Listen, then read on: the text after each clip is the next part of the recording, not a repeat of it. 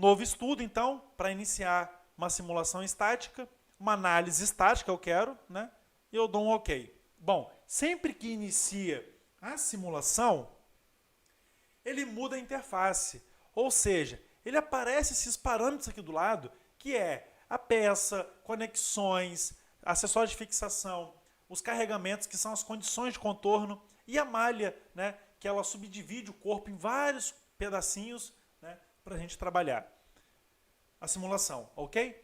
Então, primeira coisa que a gente precisa fazer quando vai iniciar uma simulação é atribuir o material. Porque, de fato, você não consegue avaliar a tensão no material se você não atribuir as propriedades do material. Porque as propriedades do material que vai determinar, por exemplo, o limite de escoamento, né? Que é a tensão que a gente vai comparar para avaliar o fator de segurança, por exemplo. Como assim, Alan? Não entendi.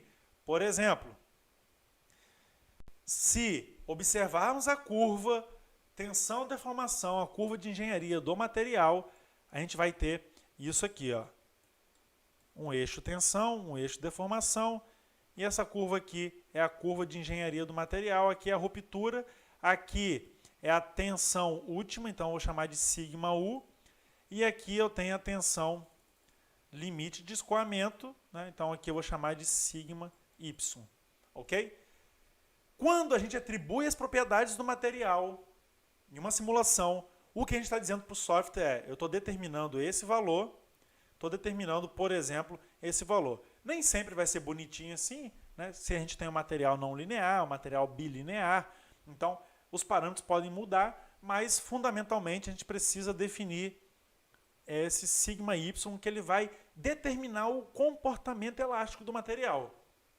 Ok? Então, olha, uma vez que a gente fez isso, eu clico com o botão direito aqui na peça, aplicar material, e, por exemplo, vamos aplicar o material, a liga de aço mesmo, né?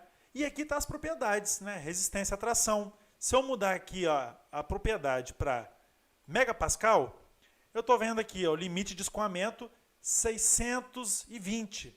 Esse limite de escoamento é aquele limite que eu mostrei para vocês agora. É esse limite aqui, ó. Ou seja, tudo que acontece antes do limite de escoamento, teoricamente, o corpo não falha, né?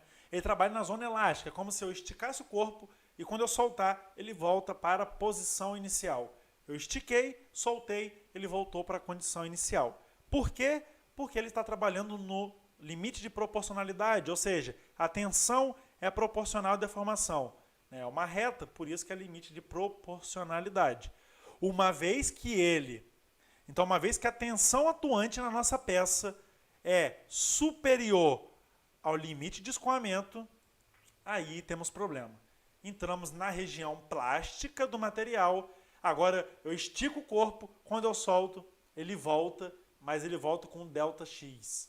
Eu estiquei, soltei, o ΔX aumenta, essa variação aumenta. Ou seja, ele começa a ter deformações plásticas, ele começa a deformar plasticamente, ou, como um nome muito conhecido, ele começa a encruar, ou seja, ele começa a aumentar a dureza dele ali, porque ele está, de fato, aumentando a resistência dele.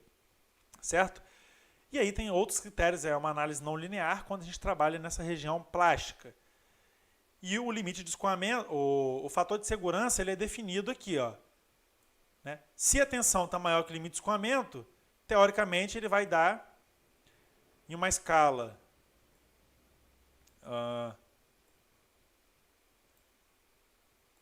vou botar aqui, se isso aqui, sigma, está maior que sigma y, o fator, o Fs, vai ser menor que 1. Por quê? Porque o fator de segurança ele vai ser a divisão do limite de escoamento com a tensão atuante, certo? Então, vamos aplicar a liga de aço, pronto. Uma vez que a gente aplicou, repara que ele apareceu um checkzinho em cima do corpo aqui. Isso quer dizer que, ok, aplicamos o material.